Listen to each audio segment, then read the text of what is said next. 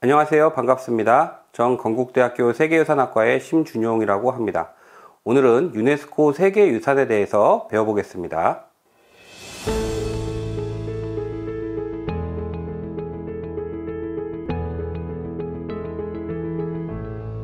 여러분, 유네스코가 어떤 일을 하는 곳인지 알고 있나요? 유네스코는 국제연합 교육, 과학, 문화기구랍니다.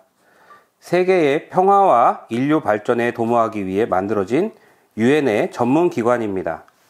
유네스코 유산의 종류에는 크게 세 가지가 있어요.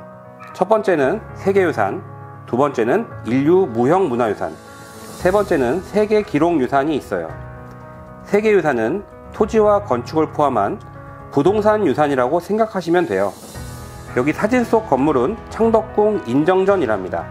우리나라 국보 제225호이고 인자한 정치를 펼친다는 뜻을 가지고 있는 건축물입니다. 세계유산 협약의 탄생에 대해서 알아볼까요? 세계유산 협약이란 인류의 소중한 유산이 인간의 부주의로 파괴되는 것을 막기 위하여 제정된 약속입니다. 세계유산 협약의 배경은 평화의 문화 및 문화 다양성을 지향하는 유네스코 헌장에서 비롯되었어요.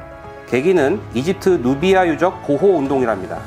과거에 비가 너무 많이 와서 나일강이 범람 위기에 처했었어요. 그래서 이집트 정부는 이를 막기 위해 강의 상류에 아스완 하이댐을 건설하기로 했습니다. 이로 인해 세계적인 누비아 유적이 수몰되는 위기에 놓였어요. 이 소식을 접한 전 세계 관련 학자들이 이를 보존하는 방법을 골똘히 생각했어요. 그러다 결국 유네스코가 이를 직접 옮겨 보존하기로 결정했어요. 이 사건이 계기가 되어 세계유산 협약이 제정되었답니다. 세계유산의 종류에는 문화유산, 자연유산, 복합유산이 있어요. 문화유산은 건축물이나 유적 정도라고 생각하시면 돼요.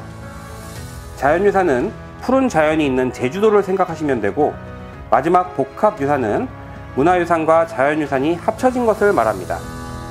유네스코 세계유산에 등재되기 위해서는 10가지 기준과 6가지의 심사 기준이 있는데 이것을 OUV라고 해요. OUV는 탁월한 보편적 가치라는 뜻인데요.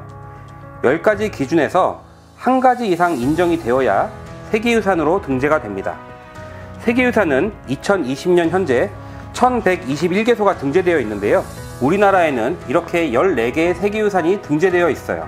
여러분들도 분명 이 중에서 한 개 이상씩은 가봤을 거예요. 자, 그럼 경기도의 세계유산을 알아볼까요?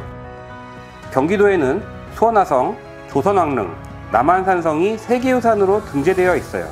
수원화성은 조선시대 정조왕께서 부친인 장원세자의 묘와 의취소를 이전하면서 이주민의 거주와 방어를 목적으로 조성된 신도시입니다. 동서양의 과학기술을 활용한 점, 주변 지형과 어울리는 아름다운 건축으로 유명해요. 조선왕릉은 조선왕조의 무덤으로서 선조의 업적을 기리고 왕실의 권위를 다지는 한편 능묘의 훼손을 막고 보존하는 역할을 했습니다. 조화를 중요하게 생각하는 무덤 조선 형태는 다양한 건축이 자연 경관과 안정감 있게 조화를 이루고 있어요. 남한산성은 침입에 대비해 임시수도 역할을 했던 조선시대의 산성입니다. 7세기에 처음 축성되었고 여러 차례 다시 만들어졌어요. 요새형 도시로 성곽 안쪽에는 조선시대에 만들어진 군사, 종교적 시설을 포함한 다양한 건축물이 남겨져 있습니다. 어때요? 경기도에 있는 세계유산을 찾아가고 싶지 않으세요? 야외 활동하기 좋은 가을에 세계유산을 가보는 것도 즐거운 나들이가 될 수 있을 것 같습니다. 그럼 모두 즐거운 여행 되세요.